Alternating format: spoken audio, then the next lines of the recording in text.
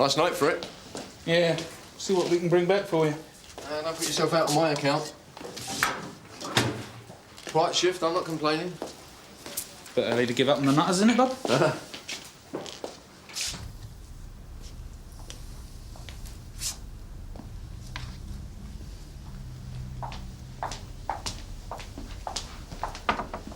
Can I help? Yes. I'm being followed. Watched. Other things as well. I see. All right, hold on. First, I'll need to take a few details. Can I have your name?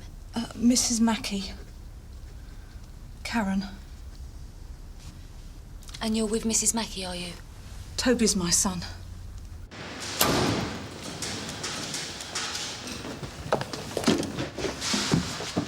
They don't look too happy. Customs and excise, and Nick, it goes with the job. You have to be miserable to get in. You should join, Steve. All set? Rarey. Was it just us, Sarge? I mean, aren't Barton Street supplying backup or something? It's an illegal drinking club, Nick. A few sad alkies boozing a night away. It's not a crack den. It sounds stupid. I've got used to things going missing. From my garden and that.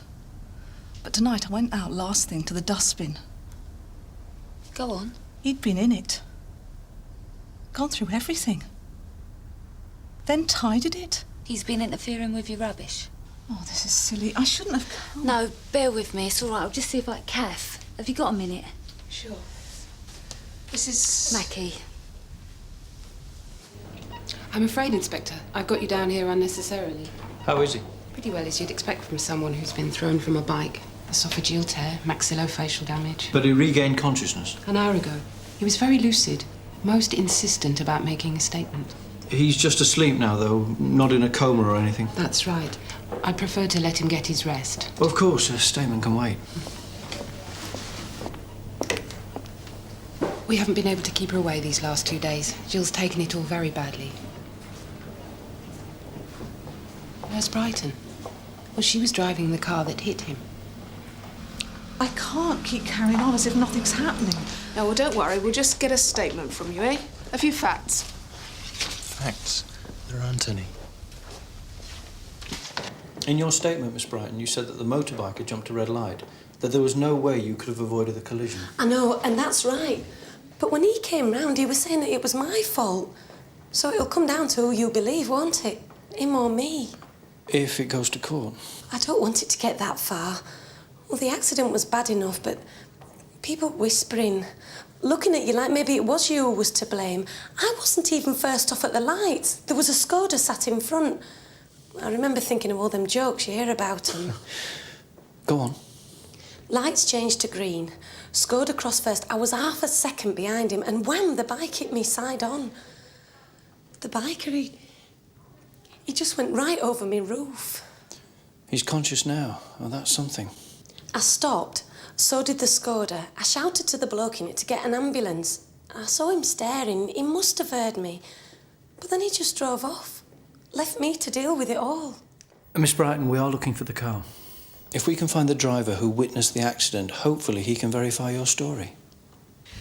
This man who's been following you, Mrs. Mackey, we're going to need something to go on. You say you've no idea who he is, why he's doing this? No. You don't think it could be a mistake? Oh, I'm not imagining it. There's been phone calls as well. What sort? Abusive? Offensive? Mum says he never speaks. There's just nothing on the other end. And they happen often, do they, these silent calls? Oh, it's not how often. Or that he doesn't speak. It's when they are. How do you mean? I'll turn the lights out to go to bed. 10 seconds later, the phone goes. I lie there dreading it. It's like he's watching me or something. And that's every night, is it? No, only sometimes. Still, every night you're thinking, is he going to ring tonight? It means I can never settle. Have you tried dialing 1471? Yeah, but he blocked it. You told the officer on the front desk that some items have gone missing, yeah? Stuff from the garden, off the line. Clothes, then? Intimate items? Oh, not always. One time he took an old jumper that I do weeding in. Well, that's no use to anyone. Right, it would help us if we could get a list of the items that have gone missing. There's nothing gone. He brings them back, Mum says. The next day or a couple of days later, they'll be back where he took them from. On the line, whatever. Well, that's what makes it so creepy. Right. You don't think you might have just missed them being there all along? Play that. That's proof. Tony, the accident at Canley Lights 2 nights ago. Have you had any joy tracing the witness that left the scene? Not as yet. Reg thought he'd found the Skoda about 15 minutes ago, sir. And? Nah, wrong one. C-team checked it out earlier. OK, well, tell the team to keep looking. Yes, sir. Mum takes hers with sugar. Can't tell someone her age it's bad for them, can you? You close to your mum, Toby? Suppose. I'm all she's got. You live at home, then? Not since Tech. I share a flat now. How about your dad? He died. Cancer. Oh, I'm sorry. It was 5 years ago. Over. So, your mum lives alone, then? Plenty of time to think. To imagine, you mean? Go on. Mum's always been the nervous sort. More so since Dad died.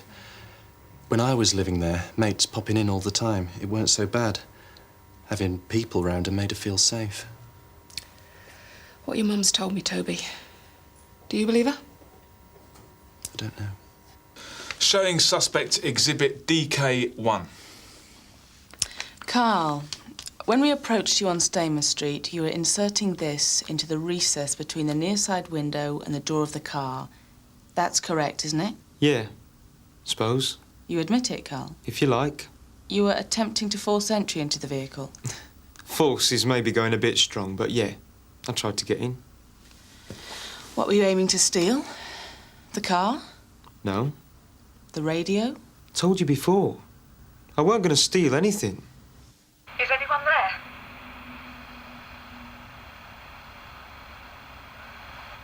Answer me, for God's sake, why are you doing this to me?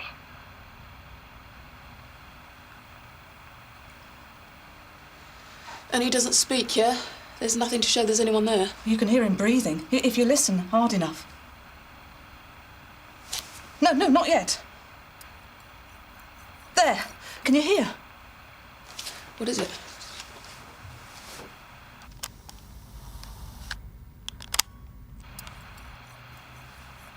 Sounds like metal. The more I listen, the more it sounds like a knife. I wasn't making it up. Can you see? I can see how calls like that might put someone on edge. Enough to make up the rest? No one's saying that. As good as implying. No, I'm not. I'm considering the best way to proceed. You've given us proof of the phone calls, Mrs. Mackie. It's more than enough to take to the telephone company. And what will they do? Well, they've got their own malicious calls bureau. They'll intercept your calls, find out who's behind it. And how long will that last? The minute he knows, he'll stop, wait a while, then start again. We don't know that. It might put him off. You don't know how he thinks. He'd enjoy it. Knowing he'd trap me that little bit more. Mum. No! Why should it be me who has to suffer? Why can't they just find out who it is? This bloke's probably an ex of hers. As soon as he knows we're involved, he'll pack it in quick enough. Mrs. Mackie seems genuinely frightened, sir. How else do you want to handle it? I don't know. We've no proof this stalker exists, Cathy, except in her imagination. Even her own son doubts it. Yeah, but I don't think we can just ignore it, sir. Nor do I. Tony. That car our prisoner was breaking into. Any joy contacting the owner? Nah, sorry, Debbie. Gary went round there, said that it looks like there's no one home. Right, thanks. But we'll give it another go for you. Otherwise, it's on the log for seating. OK. Sit down there. Cheers, Phil. Smile looks happy enough. No joy rattling his cage? Nah, first offence. He's reckoning on him not going the distance. Oh, he could be lucky. He didn't actually take anything, did he? No, I want him straight away. He did a runner, but I didn't see him chuck anything. Did you check the last known keeper? Yeah, we put a note through the door and Gary's been round, but it looks like Mrs. Mackie's not home. Who? Mrs. Mackie, Sarge. The woman who owns a car that Chummy was breaking into. Well, she wouldn't be tucked up in bed, would she? She's been here for the last hour.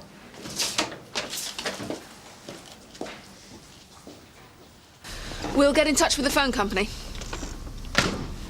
They'll need to talk to your mother, explain the procedure. Of course. It might help if you were with her when they do. Maybe you could stay with her tonight? Sure, only I can't be with her all the time. I've got my own life. Right. Thanks, and that.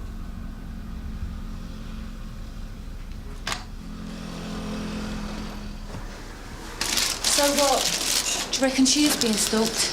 Oh, she believes it, Polly. But even if we caught him, chances are the most we could go for is an injunction. No law against stalking, right? Kath, have you got Mrs. Mackey with you? She's just left. Why? Well, Mike and I just brought in this young lad, caught him breaking into a car. You what? Yeah, that's what I thought. Only he wasn't interested in nicking anything, he says. Thought you might like to have a word with him. Bit of a waste, isn't it, Sarge? We do all the grafting, customs and excise just pour it down the drain. Well, life's full of cruel disappointments, George. Nick, bring Mr. Stars up, will you? Sarge. You want to be careful with that one. It's got a dodgy bottom. I'll give you a hand if you like. No, thanks. Only trying to be helpful. Come on. Sorry to keep you, Mr. Wells. Am I complaining? Before, when we asked you about your motive for breaking in, you said you had no intention of stealing the car. That's right. Or taking anything from it. Right again. Well, you see the problem that gives us, Mr. Wells. We're left wondering why, what you hope to gain. You went to a lot of trouble. I understand you were careful not to leave a mark. Yeah. I was going to leave it perfect. So why break in the first place? You're bright. You don't come across as the sort of person who normally does this sort of thing. Was someone else getting you to open the cars for them so they could hotwire them later? No.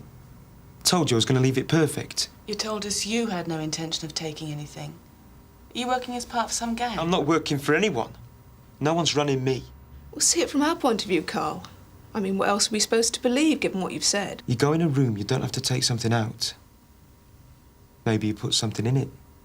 You're saying your motive for breaking into the car was to leave something there? Well, what? What were you going to leave, eh, Carl? What? A note. Nothing else. What sort of a note? If that's all you intended, you could have left it under the wipers. Oh, that'd be no good. Why? Where were you going to leave it? In the glove compartment. That's not a very obvious sort of place, is it? How do you know anyone would have found it? They'd have found it soon enough. If you sit down here, please, Mr. Stiles. What'd you get him for in the end? Abstracting electricity. He was running cables from the shop downstairs up to the club. That'll do for starters. The excise boys can have them after that. Be with you in a minute, Nick. You want overtime for this? Do me a favour. Still costing enough, eh, the raid and that. Hope it was worth it. Can't see how running a piddly little drinking club is such a big deal. Never had any trouble. That's more than half the legit places could say. Look, save this for the interview, eh? It's not as though I earn much of a living out of this.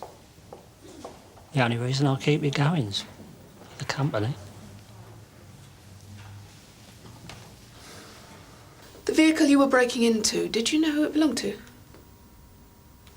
Did you know it belonged to Mrs. Karen Mackey? Does that name mean anything to you? If you say so. What do you say? Do you know her? Mrs. Mackey has made a statement. She claims she's being stalked, things of hers being tampered with. What do you know about that, eh, Carl? For the tape, Mr. Wells has closed his eyes. I'm tired, that's all. Yeah, Mrs. Mackey's tired too, tired of being harassed, frightened in her own home. You think that's funny? So what was the idea, eh? You hoped she'd find it when she was driving around in traffic, on the motorway, say. She reaches over to the glove compartment for a tissue, finds your little note instead. Do you think she'd have seen the funny side, eh? If I was her, I think I'd have felt really threatened knowing you could get to me even in my own car. You don't understand the half of it. So you tell me. It's all a game. She loves it. Are you saying Mrs. Mackey's party to what's going on? I'm saying all women love being chased. Have we any idea why he's picked on Mrs. Mackey in particular? Well, possibly, sir. When Mike and Debbie caught him, he was using a flat lever to break into the car. Carl said he made it when he was a student. And? Mrs. Mackey's son, Toby, was at Tech. Could be they were there at the same time. Sorry, sir. Kath, visitors, front office. I just don't see the point. No one's going to tell me that doing Styles is in the public interest. Oh, you've changed your tune? Yeah, an hour ago you were all for getting stuck in. Yeah, well, that was before I saw the club. If that's what you can call it. Yeah, it was pretty pathetic, wasn't it? Count yourself lucky you were on the raid. Otherwise, you could have found yourself trapped in the streets looking for Monroe's missing Skoda. Oh, have you finished interviewing Mr. Styles already, Sarge? Yep, he was sweet as a nut. Put his hands up to the whole lot. Excise want him for 5 minutes, and then we can pack him off home. Nick's got a bit of a conscience, Sarge. Reckons we're wasting our time arresting losers like Styles. Well, I reckon he could be right. It weren't as if we'd even had a complaint against him, Sarge. I mean, no fights, nothing. Yeah, he ran a tidy club. Yeah, just not legal, that's all. I tell you what, Nick. Stars wants his wife phoned. Reckon she'll be worrying. See if she'll come and pick him up, eh? Sarge, patron saint of lost causes. That's you, Nick. Mrs. Mackey. I got Mum home and this was stuck through the letterbox. It says to ring here first chance we get. What is it this time? Oh, it's nothing to worry about. Perhaps we could have a little word, eh? Polly, look after Mrs. Mackey, will you? Sure. This way. Take a seat, Mrs. Mackey. Mum could have done without this, you know. She's on edge enough as it is. Does the name Carl Wells mean anything to you? Was he someone you were at Tech with? Yeah. Why? You know him well, then? He was a mate, sort of. About an hour ago, Carl was arrested trying to break into your mother's car. Says he wanted to leave her a note. Did you ever introduce Carl to your mother, Toby? He knows her, yeah. How? Carl was always coming round. He used to hang round the house all the time. So, you're saying he was one of your close friends? One of the ones who used to make your mum feel secure, eh? I suppose. It's him, isn't it? Did you ever think there was anything odd about the way Carl got on with your mum? Anything not right? No. I don't believe you. You think this is easy, do you? Standing here, you telling me I've introduced my mum to a perv. It's where you draw the line, that's the difficult thing. Oh, come off it, Reg. This weirdo was looting round in a dustbin, trying to scare the living daylights out of her. Oh, yeah, I'm not defending him. Sounded like it. No, what I'm saying is, if you lay a law down against stalking, right, you've got a problem with definition. I mean, how do you say exactly what stalking is? Well, I could have a pretty good go. Yeah, no, look, it's a grey area. If you're not careful, you'll have an arrest in every boyfriend who's been chucked and has just taken it badly. How'd you work that one out? Well, look, take this bloke, right? He's been going out with a girl, can't accept it, it's all over. So he starts following her around, you know, pestering her, phone calls and that. We've all been there. Speak for yourself, Reg. Now, look, what I'm getting at is... well, some blokes find it hard to take no for an answer. Yeah. Like in rape, you mean? So, you're saying Carl and your mum became friends? I don't know. Sometimes I thought she liked him. And other times? Thought maybe she was just looking after him to make me happy. Because he was a mate in that. Was? Yeah, I haven't seen him since Tech. Why's that? Just went different ways. Did Carl ever talk about your mum? A couple of times he got uptight with me if I'd said anything to her. Like, argued with her. Toby, I know this is difficult, but... is there any way your mum could have said anything to lead Carl on? Give him some encouragement? No. Anything that could have been read the wrong way? You heard that tape. The knife. There's nothing Mum could have done to have deserved that. He's to blame. He's twisted. Not Mum. Mrs. Mackey, are you all right? Where's Toby? What are they doing? I'm sure he won't be long. Come on, let's go and have a cup of tea. You found him, haven't you? The other officer, she knows who it is. We think we may have a suspect. Oh, I'm sorry, I'm sorry. It's okay, you just take your time. I thought finding out who it was would make it easier. You probably think I'm really stupid being this scared. No, I don't. Come on, let's go in, shall we?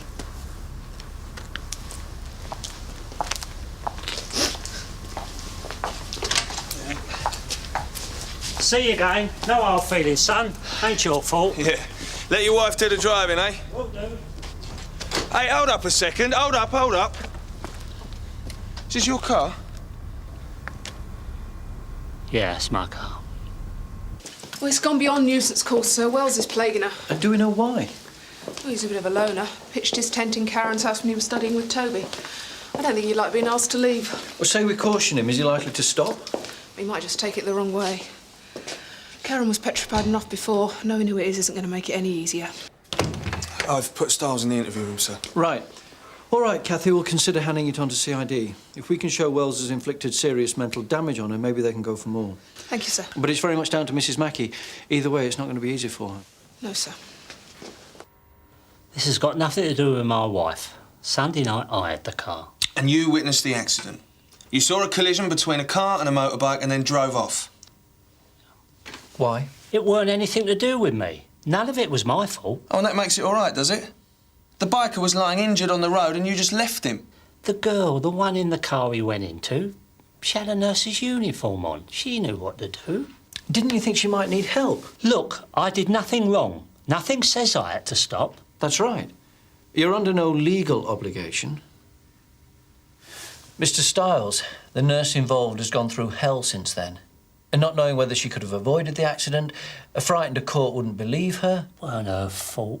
She ain't got nothing to be frightened of. No, but in her current state, that's not quite how she sees things. And of course, if you'd have stuck around, she would have had an independent witness to fall back on. I couldn't stop. Well, why not? I was coming from the club. I'd had a few drinks. Didn't want the risk of being breathalyzed. Carl? But he's Toby's age. Why me?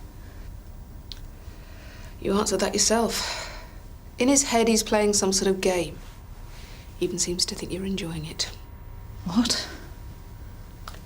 I know, he's deluding himself. But you were kind to him. Carl chose to misinterpret that. How? All I ever did was... well, just normal things. But he probably saw that as you encouraging him. Is that what you say? Mum. Is it? In as many words, yeah. It's best to be prepared, Karen. We can ask CID to take this further. A civil injunction, maybe even a charge of GBH for the mental stress he's caused you. Yes, but all the time he'll be saying that I led him on. If we took him to court, that's what he'd say. I doubt if anyone would believe him. Tongues wag, they'll believe what they want. If you don't feel able to carry this through, we will understand. What would happen then? If he admits to the offence, then we'll caution him. Doesn't mean you'll take any notice. Back to square one, you mean? It's your decision, Karen.